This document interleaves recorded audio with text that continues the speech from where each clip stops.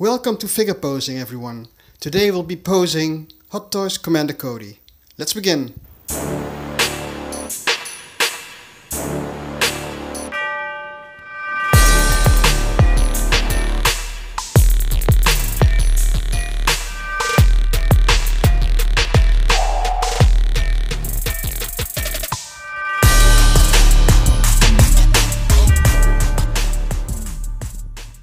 So, for the first pose I used Commander Cody's unhelmeted head sculpt.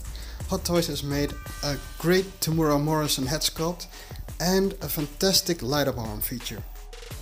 Here Commander Cody is talking to Yoda. This is just a relaxed pose, using the light-up feature. I didn't plan any of these 10 poses in advance. I just went from pose to pose, just trying to see what inspiration the previous pose would give for the next one. So here I switched Yoda to the Emperor, and maybe it's just me, but immediately in my head I heard the Emperor say, "Execute Order 66.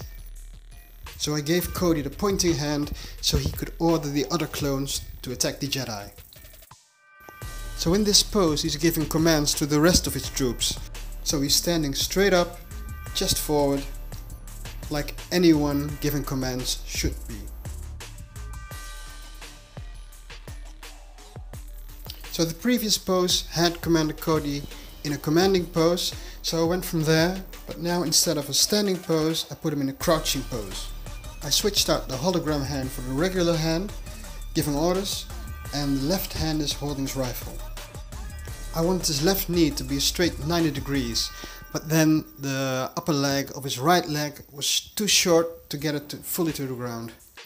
So for this pose I had to use the base to make up for that.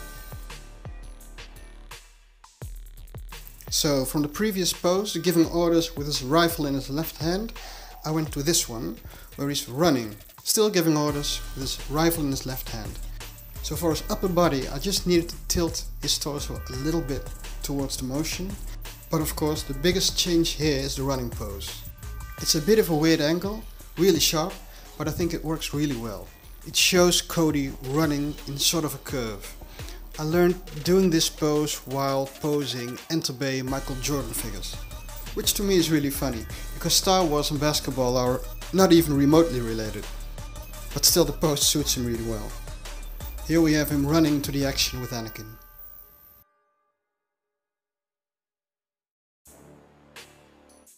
So again, I used my previous pose to inspire the next one. Here we have Commander Cody still running with Anakin, but he's using his heavy rifle now. What I forgot to mention in the last pose is that in running poses usually you juxtapose the shoulders to the legs. But that's not always the case. In the last pose, Commander Cody was pointing towards the enemy, so therefore his upper body stays a bit more in the same position. And in this pose he's lugging around his very long, and I can only imagine heavy, long rifle. So if you're doing a running pose then you'll be lugging the weight of the heavy rifle behind the motion. So in this case Cody's right shoulder will be almost always in front of his left shoulder.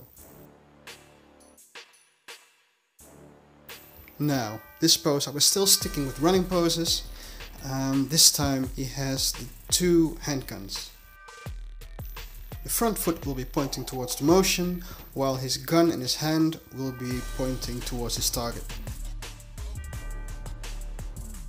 So I decided to stick with the double handguns, which makes for very versatile posing.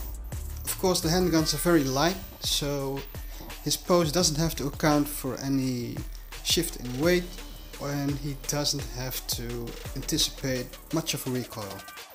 Here he's only actually firing one gun and the other one is in reserve.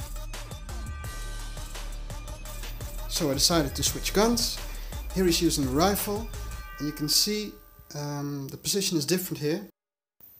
The gun is a bit heavier and Cody can expect a bit more of a recoil.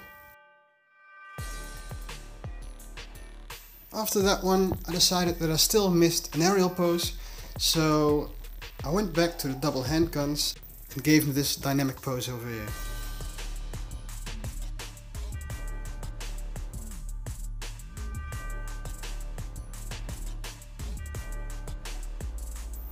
Well, for the 10th and final pose, I decided that it didn't stick with me well, that I couldn't get his knee crouching fully to the ground.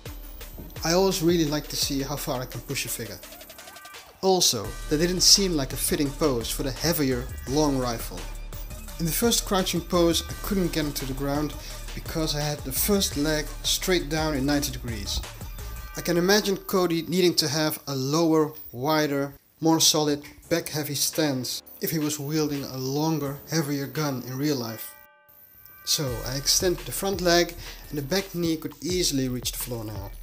You just need to wiggle the belt pouches in the armor a bit. Also, the thigh armor should be rotated a bit outwards to make for a higher elevation of the upper leg. Lastly, the only problem left was that getting the front foot on the floor like that was impossible because of the shin guard. Usually you can just unpeg the foot and shove the shin guard over it to cover it up a bit. But because of the weird angle of the lower part of the shin guard, this was impossible to do that way. Luckily, I found a unique trick for this figure, which you can use to have a more lower extended stance like this. You can just remove the foot and take the shin guard off a bit, twist it 180 degrees and just put it back on. So really it's on backwards now. So instead of the pointy part of the shin guard being at the heel of the foot, it now neatly covers up the foot peg. It's always fun finding tricks like this.